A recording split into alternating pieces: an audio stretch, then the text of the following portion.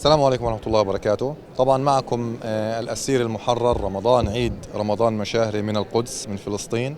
أنا أمضيت 25 عاما داخل السجون الصهيونية، وكنت محكوم بالسجن المؤبد 20 مرة متتالية، ما يعادل 2000 عام، إلى أن تحررنا بفضل الله عز وجل في طوفان الأحرار، خرجنا في صفقة مشرفة. جزاهم الله خيرا طبعا في هذه النقطة أهل غزة ورجال غزة الذين أخرجونا من ظلمات هذه السجون. طبعا أنا مشارك في مؤتمر أمناء الأقصى غدا إن شاء الله بإذن الله عز وجل.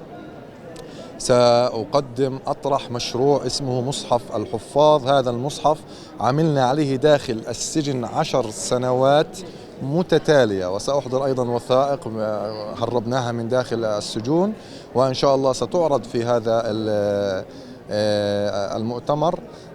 طبعا نحن هنا مبعدون إلى تركيا، حسب الاتفاق التبادل الأسرى، وحقيقة لم نجد إلا حاضنة دافئة هنا في تركيا. ما شاء الله نحن نشعر أننا فعلا في بلدنا الأصلي، ولذلك إن كان أيضا من كلمة لإخواننا الأتراك فهي كلمة شكر وتقدير، وحقا هم أهل الكرم وأهل الضيافة، وأيضا الشكر لكم كوكالة إعلامية ولكل الإعلاميين الحقيقة الذين يغطون مثل هذه الأحداث. جزاكم الله خير.